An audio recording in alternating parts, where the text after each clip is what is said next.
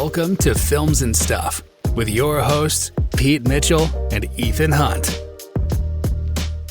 Hi, everybody. Welcome back to the Films and Stuff podcast. I'm Ethan, joined as always by most valuable Pete, the MVP. Hey, Pete, how are you doing today? I am great, buddy. How are you? Everything is wonderful. We are back in action.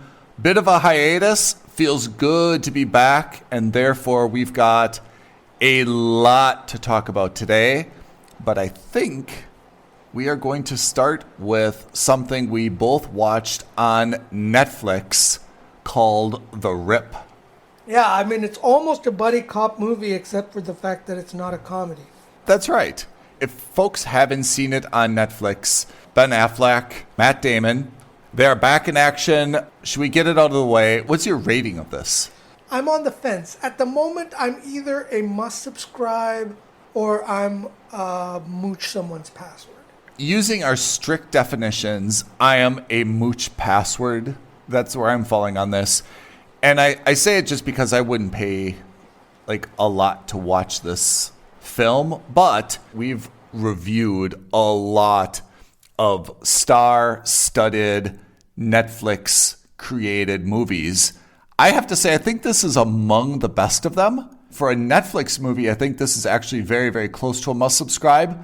But certainly, I don't think I would tell anyone, like, oh, you've got to put, $9.99 down or $11.99, whatever the monthly subscription is now, just to watch this movie. It's not that amazing. Yeah, I mean, look, let's cut the long story short. I very much enjoyed this movie, right? I did as well.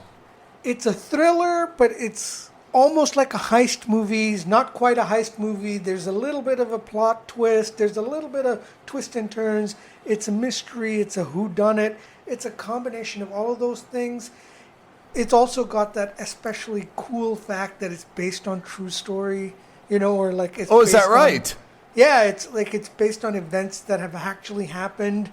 So you're just like, ooh, that just makes it that extra 10% extra salacious. I did not know that. I did not know that. Where did it actually take place? No idea. Absolutely none. The story takes place in Miami. I assume it's in the South somewhere because it is involved with the cartels. So if not Miami, my best bet would either be Texas or California. Yeah. But yeah. Because it has to be in one of those places that's a bit affluent and B, a border town, right? Like it's got to be a place where drugs actually flows into the U.S. I think the reason I enjoyed this film so much is that it didn't contain anything that was like it just didn't have any characters that were like so cliche, right? It didn't kind of follow this very, very standard, formulaic script. I just thought that there was enough little plot twist or enough uncertainty that was realistic at the same time to kind of keep me interested. I think that was what was important because there was a point where I didn't know. I mean, maybe we need to do a little bit of a description of the plot, for listeners who haven't seen it. But basically, Matt Damon and Ben Affleck's characters are on the same kind of police squad where they go after and seize drug money. And there are some points in the film that you're not sure if one or both of them is kind of the bad guy. I think Damon more than Affleck's character, but there's some real uncertainty in terms of whether or not Matt Damon's character is a dirty cop or a cop on the take or trying to, fleece his crew and try to steal this drug money that they're trying to seize. In a way, if I do have a criticism, it's that they very conveniently kind of walk that back in the end. And I say conveniently in a way where they just kind of like make up some stuff that we had no way of knowing, right? Let's give the high-level plot, which is the threat narcotics team, TNT, has received a tip that there's a bunch of cash owned by the cartel in a safe house or in a stash house. No one knows how the tip was actually sent. Apparently it was a Crime Stoppers tip, but that may or may not be true.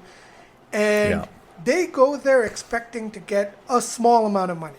I say a relatively small amount of money, right? Like they said, oh, we're expecting $250,000, no $150,000, no $75,000, and it turns out to be $21 million. Everyone who's on the team, they're all under internal affairs because the captain of that team had already been assassinated. That's the opening sequence of the film. Yeah. Slight plot twist, but not really. She and Affleck's character had a romantic relationship. Correct. It's a question of who done it. Everyone assumes that it's an inside job, so they think that one of the members of that team is a corrupt member. So there's like it's already a bit tense. They find all this cash, and now you're just like, oh, so am I going to get ratted out by someone in my own squad? They're going to get the Colombians or the cartel involved and kill me or steal all the money. There's a bunch of, tension about that. We later find out, I guess we can spoiler alert this. We later find out that one of the members is corrupt, has kind of tried to steal all that money. I'm not going to say who it is, but it's not who I expected.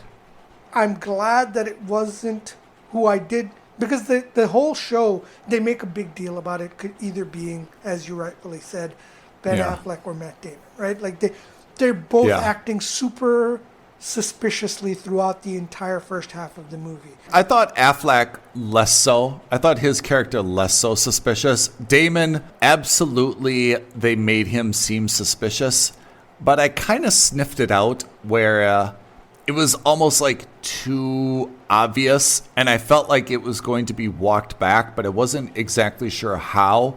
But like you couldn't ignore the fact that definitely they were kind of setting him up to be the suspicious character.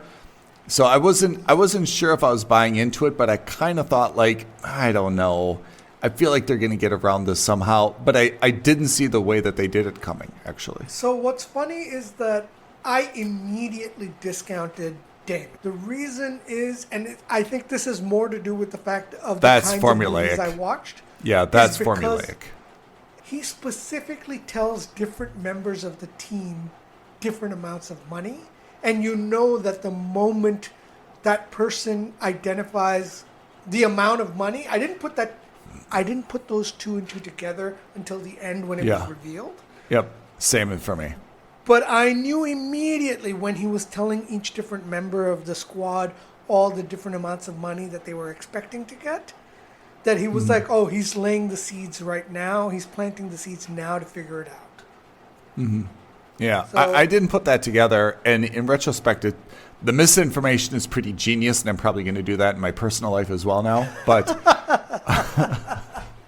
like, what time is dinner? And I'm going to tell people like 6, 7, 8, 9, and then come back and be like, oh, I heard you had dinner at 8. And then I'll... Yeah.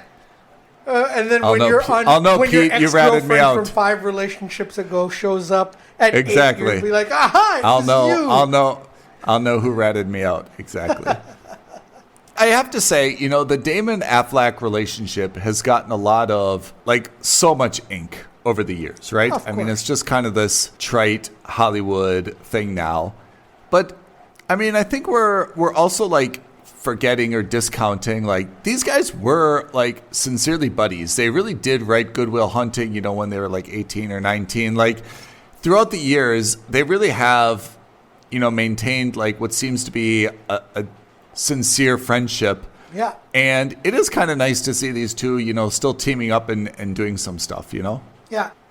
Anyway, so look, The Rip, it's a fantastic Netflix movie in the sense that you could have easily put this out in the cinemas. I'm not saying it would have made $100 million, but this is, in terms of quality, in terms of... This is a very, very deep cast, right? Yeah.